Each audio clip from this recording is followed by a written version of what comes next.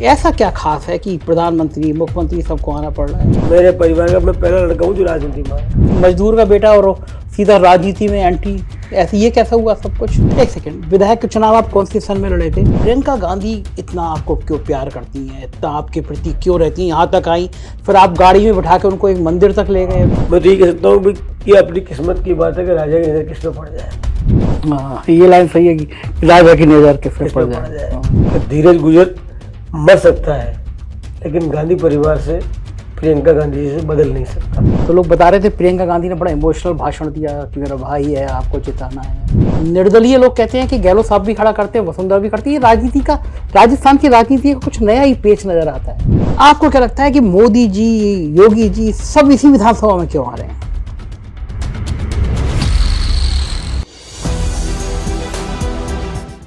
नमस्कार, मैं हूं संजय शर्मा। आप देख रहे हैं 4PM न्यूज नेटवर्क।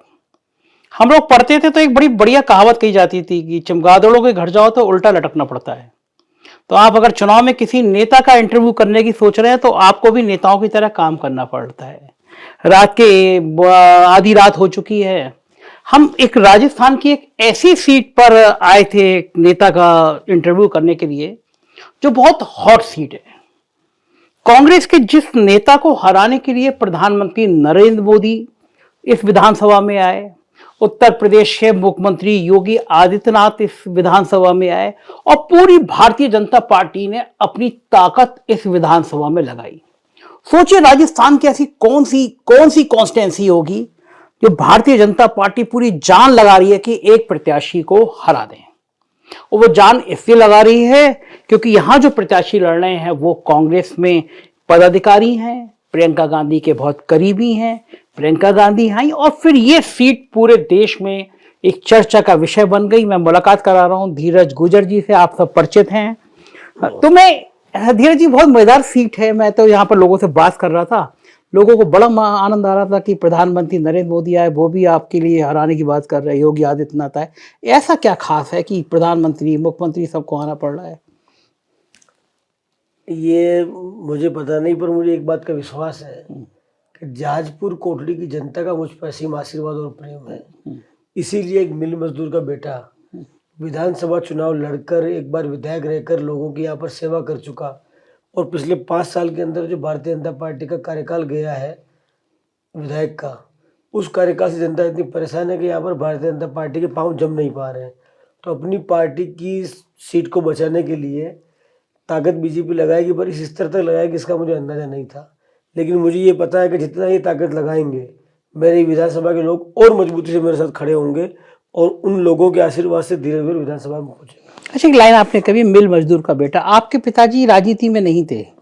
नहीं, मैं अपने परिवार का पहला बच्चा था जो कॉलेज के अंदर गया। मेरे पिताजी भिलवाड़ा के अंदर मिल में मजदूरी करते थे। अच्छा। आज भी मेरे पिताजी गायों का दूध निकालते हैं और मैं एक साधारण गरीब किसान परिवार से हूँ और मेरे परिवार का मैं पहला लड़का हूँ जो राजनीति में आया। अच्छा, परिवार में कोई बैकग्राउंड नहीं थी आपकी? हमारा परिवार कोई पॉलिटिकल बैकग्राउंड नहीं है। अच्छा, तो अचानक आपको क्या सूझी कि मतलब एक मजदूर का बेटा और सीधा राजनीति में एंटी, ऐसे ये कैसा हुआ सब कुछ? ये ऐसे हुआ कि देख, जब आदमी अपने जीवन, कुछ लोग गरीबी की बात करते हैं, कुछ लोग अपने जीवन में गरीबी को जीते हैं। जब आप गरीबी को जीते हो और जब आप बहुत साधारण परिवार से आते हो तो आपको कदम कदम पर चुनौतियों का सामना करना पड़ता है। तब आपके मन में आता है कि भाई मैं व्यवस्था परिवर्तन करूं। तो मैं जब कॉलेज के अंदर गया तो कॉलेज के अंदर किस्मत से खून में कांग्रेस थी, पारिवारिक रूप से कांग्रेस के विचारधारा में थे बस, पर वो इतना था कि भाई कांग्रेस को वोट देते हैं। क्यों देते हैं? क्योंकि देश को आज़ाद कराया, गरीबों की पार्टी है। इस विचारधारा के कारण पूरा परिवार कांग्रेस से जुड़ा हुआ था। कॉलेज के अंदर गए, वहाँ NSU ज्वाइन कर ली तो एकदम अचानक जब कॉलेज के अंदर देखा कि भाई कुछ वहाँ भेद है ग्रामीण बच्चों में और शहरी बच्चों के अंदर, तो उस लड़ाई को लड़ना स्टार्ट किया। तो अचानक कदम मुड़ गए राजनीति के अंदर और जब समझ में आया कि भाई इस देश के लिए कुछ करना चाहिए, युवाओं के लिए कुछ करना चाहिए, तो उसके बाद फिर मैं राजनीति में उतर गया। और ये सौभाग्य रहा मेरा कि मुझे कांग्रेस पार्टी मतलब NSU के माध्यम से कांग्रेस पार्टी के नेताओं के पास जाने का मौका मिला। और जब मैं NSU का जिलाध्यक्ष बन गया सन 2000 के अंदर, फिर मैं प्रदेश NSU का अध्यक्ष बन गया और उसी से मैं राहुल गांधी जी का कांग्रेस की राजनीति के अंदर आना हुआ। और जिस तरह से मैंने काम किया कि जब मैं राजस्थान में NSU का प्रदेश अध्यक्ष बना उस समय पर राजस्थान में एनएसयू की हालत बहुत ख़राब थी, तो मैंने बनते ही वहाँ सीट जिताई और फिर बीजेपी का राज आ गया। उस बीजेपी के राज के अंदर जो राजस्थान में संघर्ष किया छात्र राजनीति को लेकर, तो वो अपने आप में एक ऐतिहासिक, लोग आज भी याद करते हैं कि धीरज गुजर के समय में जो एनएसयू चली, वैसी एनएसयू बहुत दिनों से चल नहीं पाई है। तो फिर उसके बाद ये सफ़र चालू हो गया, राहुल जी की नज़र पड़ी, काम करते हुए देखा, फिर मैंने पार्टी में यूथ कांग्रेस में गया, फिर कांग्रेस में आया, विधायक का चुनाव लड़ा, एमएलए बना। एक सेकंड, विधायक का चुनाव आप कौन सी सन में लड़े थे? पहला टिकट जब मुझे मिला था तब मेरी उम्र थी 29 साल। अच्छा। और सन 2008 के अंदर मैं विधायक का चुनाव लड़ा था। तब मेरे लिए जाजपुर बिल्कुल नया था, मैं अपने जीवन में पहली बार जाजपुर आया था। फिर 2013 के चुनाव के अंदर मुझे यहाँ से लोगों ने आशीर्वाद दिया, जब पूरे राजस्थान में कांग्रेस की 21 सीट आई। वो तो 2013 में तो मोदी लहर चल रही थी पूरे उसमें मोदी लहर के अंदर ही यहाँ की जनता ने मुझे आशीर्वाद दिया। पूरे 5 साल मैंने यहाँ पर काम किया था। उसका परिणाम ये हुआ कि पूरे जयपुर से लेकर उदयपुर तक कांग्रेस पार्टी का मैं अकेला एमएलए था। अच्छा, पूरे संभाग में अकेले आप में? सीटें भी बहुत कम थी, शायद 21 के 22 सीट आई थी राजस्थान में। और उस समय में विधायक बना। पूरे 5 साल मैंने भारतीय जनता पार्टी के राज के अंदर एक असीम संघर्ष किया। यहाँ के लोगों के लिए मैंने न्याय यात्रा निकाली, जो बड़ी फेमस भी हुई कि यहाँ जाजपुर जिला मुख्यालय जो भिलवाड़ा था हमारा तब, तो उससे 90 किलोमीटर दूर था। तो 90 किलोमीटर तक हम लोग पैदल चलकर गए और उस न्याय यात्रा के अंदर मुद्दा था किसानों के मुआवजे का। और लगभग 5000 आदमी मेरे साथ पैदल चलते थे रोज, साथ में गाय, बैल, अच्छा, भेड़, बकरियां, घोड़े, गधे, वो भी हम साथ लेकर गए। जब हम भिलवाड़ा पहुंचे 9 दिन में, तब हमने वहाँ पर 50,000 लोग इकट्ठे किए और इतने बड़े जनमन के सामने सरकार को झुकना पड़ा। और 40 करोड़ का मुआवजा जाजपुर में और लगभग 30 करोड़ का मुआवजा कोटड़ी में सरकार ने दिया। वहाँ 70 करोड़ का मुआवजा दिया गया। अच्छा, तो इस इलाके में तो ये चीज़ें नई सी होंगी लोगों को। हाँ, मतलब वो राजस्थान के लिए भी नया था कि कोई नेता अपने पूरी ताकत के साथ सरकार के खिलाफ खड़ा हो जाए और अपने लोगों को न्याय दिलाए। इसीलिए मैंने उसका नाम न्याय यात्रा निकाल रखा था। ये पिछली सरकार में आप राज्य मंत्री का दर्जा लिए हुए थे, लेकिन लोग एक सवाल को जानना चाहते हैं, प्रियंका गांधी इतना आपको क्यों प्यार करती हैं, इतना आपके प्रति क्यों रहती हैं? यहाँ तक आई, फिर आप गाड़ी में बैठा के उनको एक मंदिर तक ले गए, उनके तमाम, वरना तो समय नहीं होता है ऐसी सभाओं के बीच में, आप ले गए उनको। और ये इतना इतना प्रियंका गांधी से तक कैसे पहुँच गए आप? मेरी उनसे पहली मुलाकात 2014 में, जब राहुल गांधी जी का अमेठी का चुनाव था। तब हम कुछ लोगों को पूरे देश से जो पार्टी के प्रति समर्पित हैं, यूथ कांग्रेस एनएसयू से आए हुए थे, उन लोगों को उत्तर प्रदेश में अमेठी के अंदर लगाया गया था, एक एक विधानसभा के अंदर। वहाँ काम करते समय पहली बार मुलाकात प्रियंका गांधी जी से हुई और जैसा उनका करिश्माई व्यक्तित्व है, जो उनसे मिलता है उनका भक्त हो जाता है। और फिर चूँकि राहुल गांधी जी के संपर्क में था, मैं 1-2 बार मिलना हुआ दीदी से। ये चुनाव जब मैं हारा, तो जब पता लगा कि ये चुनाव में हारा नहीं था, मुझे हराने के लिए पूरी भारतीय जनता पार्टी की सरकार, वसुंधरा राजे खुद व्यक्तिगत रूप से, और उन्होंने 2 अधिकारी लगाए यहाँ पर, जिला कलेक्टर और एसपी, उन्होंने मिलकर ऐसी घेराबंदी करी कि वो चुनाव पूरी प्रशासन ने मेरे खिलाफ लड़ा और पूरी ताकत लगा के चुनाव मुझे हरा दिया। ये बात पार्टी को पता थी। तो राहुल गांधी जी ने जो टीम बनाई प्रियंका गांधी जी, उसे मैं उत्तर प्रदेश के अंदर प्रभारी लगी। तो उनकी जब टीम बनाई उन्होंने मुझे उनके साथ सचिव के रूप में लगाया। हाँ, यूपी में आप आए, काम किया। मैं यूपी में आया, मैंने काम किया।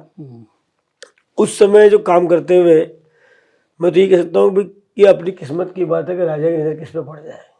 हाँ, ये लाइन सही है कि राजा की नज़र किस पे पड़ जाए। उनकी नज़र पड़ गई। शायद उन्होंने कुछ देखा होगा कि मैं वफादार हूँ, पार्टी के प्रति समर्पित हूँ। इतना मैं कह सकता हूँ कि धीरज गुजर मर सकता है, लेकिन गांधी परिवार से, प्रियंका गांधी जी से बदल नहीं सकता। जीवन कांग्रेस पार्टी के लिए, गरीब लोगों के लिए, इस देश के अंदर संविधान और लोकतंत्र के लिए, और साथ में इस देश के अंदर किसी परिवार ने सबसे ज़्यादा त्याग किया है इस देश को एक रखने के लिए, तो वो गांधी परिवार ने किया। तो उनके चरणों में समर्पित है। यहाँ जहाजपुर के लोग भी, मैं इधर आपका इंतजार कर रहा था, कुछ लोगों से बात करने गया, तो लोग बता रहे थे प्रियंका गांधी ने बड़ा इमोशनल भाषण दिया कि मेरा भाई है, आपको जिताना है। मैंने कहा ना, राजा की नज़र किस पे पड़ जाए किस्मत की बात है। बाकी अपने कार्यकर्ता के लिए, ये मेरे लिए सौभाग्य की बात तो है कि उन्होंने मेरे लिए बोला, लेकिन ये देश के हजारों लाखों युवाओं को लिए सोचने की बात भी है कि एक नेता अगर कोई कार्यकर्ता उनकी पार्टी के लिए ईमानदारी से काम करता है तो वो नेता उस कार्यकर्ता के काम को पहचानता है और सार्वजनिक तारीफ भी करता है, क्योंकि बहुत से नेता ऐसे होते हैं राजनीति में जो कंजूसी कर जाते हैं। किसी अपने कार्यकर्ता की के अंदर अगर कोई खूबी है या वो उस कार्यकर्ता को चाहते आगे बढ़ाना तो उसके बारे में कहने में संकोच करते हैं। यही प्रियंका गांधी जी का नेतृत्व है जो औरों से उनको अलग करता है। अगर वो किसी को विश्वास दिलाती है कि मैं तुम्हारे लिए खड़ी हूँ तो फिर वो आपके लिए खड़ी है। ये उनका जो नेतृत्व जो उनका नेतृत्व का जो उनका गुण है, ये इस देश के अंदर बहुत कम नेताओं के अंदर रह गया है जो बिना किसी स्वार्थ के लोगों पे हाथ रखते हैं। और सबसे बड़ी बात जो मैं आपके माध्यम से कहना चाहता हूँ कि वो देश के लोगों के लिए क्या करती है और क्या सोचती है, ये आप उनके नज़दीक जाकर ही समझ सकते हो कि ये परिवार एक ऐसा परिवार है जो अपने जीवन का हर पल बिना प्रचार के देश के लोगों के लिए जीता है। और सामने वाली पार्टी जो है उसमें वो जो नेता है वो अपने जीवन का हर पल प्रचार के लिए जीते हैं। हाँ, ये बात ही कर रहे हैं। लेकिन इधर मैं घूम रहा था राजस्थान के अलग अलग जिलों में, एक बात सामने आई, कोई सीनियर जर्नलिस्ट ने मुझसे कहा कि पहली बार आप देख रहे हैं चुनाव बड़ा फंसा हुआ है, तय नहीं हो पा रहा सरकार किसकी बनेगी। एक सवाल। दूसरा सवाल, निर्दलीय लोग कहते हैं कि गहलोत साहब भी खड़ा करते हैं, वसुंधरा भी करती है। राजनीति का, राजस्थान की राजनीति का कुछ नया ही पेच नजर आता है। देखिए, सरकार तो कांग्रेस की बनेगी, पक्का? पक्का। अच्छा, ये आपको मैं विश्वास के साथ कह रहा हूँ। अच्छा, क्यों बनेगी, कारण बताइए। इसका सबसे बड़ा कारण है जो महंगाई राहत शिविर लगे थे और राजस्थान के अंदर पहली बार लोगों को एहसास हुआ कि सरकार भी रियायत दे सकती है। आज हमारी बिजली का बिल हमने जो 200 यूनिट माफ़ किया है, खेतों की बिजली फ्री की है, अन्नपूर्णा किट के साथ में गेहूं के साथ में दाल चावल तेल शक्कर मसाले चालू किए हैं। इसमें मील का पत्थर साबित हुआ 25 लाख का चिरंजीवी बीमा योजना। वो काम पूरे परिवार का आपका बीमा हो गया एक तरह से बिना पैसे के। वो काम लगभग 75% लोग इसमें कवर हो रहे हैं फ्री में। 20% 25% हाँ, ये योजना मैंने देखा देना पड़ता है। काम तो लोगों के 5-6 लाख रुपए के हार्ट के ऑपरेशन होने में पैसे लगते थे। गरीब आदमी कैसे ऑपरेशन कराए? उनका इलाज जब फ्री में होता है तो उनके मन में भावना पैदा होती है कि सरकार मेरे लिए कुछ कर रही है। पेंशन बढ़ाकर 1000 रुपये कर दी। और अभी जो 3 नई घोषणाएं करी है कि राजस्थान में अगर कांग्रेस सरकार बनेगी तो जितनी भी महिला मुखियाएं हैं इन सब के खाते में सरकार 10,000 रुपये हर साल डालेगी। पशुधन जो आपका है वो पशुधन की रक्षा करने के लिए 2 रुपये किलो में सरकार आपकी गाय का भैंस का गोबर खरीदेगी। आपकी पेंशन को बढ़ाकर 1000 रुपये से 2000 रुपये करेगी। तो व्यक्ति को जब सीधा फायदा मिलता है ना तो फिर वो ओल्ड पेंशन योजना भी बड़ा मैंने देखा सरकारी कर्मचारी, उसके साथ ही सरकारी कर्मचारियों में एक बड़ा परिवर्तन है ओपीएस के माध्यम ओपीएस वाली योजना काम कर रही है। तो राजस्थान में लोगों को गारंटी के साथ राहत दी जा रही है। उनको ये एहसास कराया जा रहा है कि अगर मुनीम अच्छा हो तो आपका पैसा आपके पास आएगा और मुनीम के मन में बेईमानी होगी तो आपका पैसा निकल के आपकी जेब से सेठों के पास जाएगा। प्रधानमंत्री कह रहे हैं आप लोग रेवड़ी बांटते रहते हैं, रेवड़ी का गिफ्ट करते थे, रेवड़ी कहते हैं वो आपको, आपकी योजनाओं को। हम जनता को राहत देते हैं, वो प्रधानमंत्री को रेवड़ी दिखती है। और वो किसानों की कर्ज माफ़ी की जगह अंबानी अडानी जैसे सेठों की कर्ज माफ़ी करते हैं, वो उनको लड्डू लगते हैं। क्योंकि ये खुद के लिए देश के लोगों के लिए काम करने की जगह कुछ धंधा सेठों के लिए काम कर रहे हैं। जिस तरह से ईस्ट इंडिया कंपनी इस देश के अंदर आई और उन्होंने देश के सारे व्यापार के ऊपर कब्जा कर लिया, उसी तरह आज एक संस्थागत रूप से प्रयास चल रहा है कि देश के सारे व्यापार को कुछ लोगों के हाथ में कंट्रोल कर लिया जाए।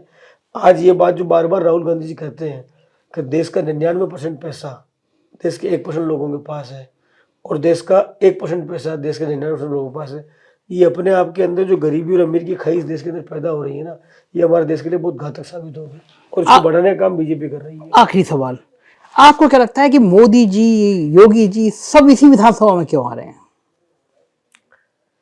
ये तो वो बता पाएंगे। आपको क्या लगता है, आप भी नेता हैं, आपको भी एनालाइज होगा कि ऐसी कौन सी धीरज गुजर में है कि मोदी भी उसी विधानसभा में, योगी भी उसी विधानसभा में? शायद वफादार पे वार करना चाह रहे होंगे। अच्छा, ये लाइन होगी वफादार पे। शुक्रिया। तो ये थे धीरज गुजर जी, बहुत थके हुए हैं, आधी रात हो रही है, पूरे क्षेत्र से दौरा करके आए। और मैं तो इनसे जब मिला तो मैंने कहा कि इतना तो पढ़ाई आईएएस के एग्जाम की तैयारी में लोग नहीं करते होंगे जितनी मेहनत नेता करते हैं वाकई में। और बल्कि मैं अपने एक आध मित्र पत्रकार से कह रहा था, आईएएस होना बड़ा आराम की बात है। आप 2 साल 3 साल कस के पढ़ाई करिए, बिल्कुल कमरा बंद करके पढ़ जाइए, आईएएस हो गए, जिंदगी भर की टेंशन खत्म, आपको जिंदगी में कोई नहीं पूछेगा। नेता होना बड़ा मुश्किल काम है। हर 5 साल बाद इम्तिहान देना पड़ता है। रात के 2 बजे भी दरवाजा खटखटाएगा आदमी, आपको मिलना पड़ेगा, नहीं मिले तो अगली बार वोट नहीं देगा। मैं धीरज गुजर की आवाज सुन के उनको देख कर देख रहा हूँ। 2 गिलास गर्म पानी पी चुके हैं, हाल खराब है, आधी रात हो रही है, बाहर 100-150 लोग अभी भी आधी रात को मिलने को खड़े हुए हैं। तो मुझे लगा मिलना चाहिए, और मैं इस विधानसभा में इसलिए आया कि देखूं क्या मोदी और योगी का जादू काम करेगा या फिर प्रियंका गांधी का अपने भाई के लिए अपील करना काम करेगा। ये विधानसभा का नतीजा 3 दिसंबर को आएगा। तो हम इस विधानसभा में फिर चर्चा करेंगे। देखते रहिए 4PM, अपनी राय से बताइएगा। शुक्रिया, थैंक यू।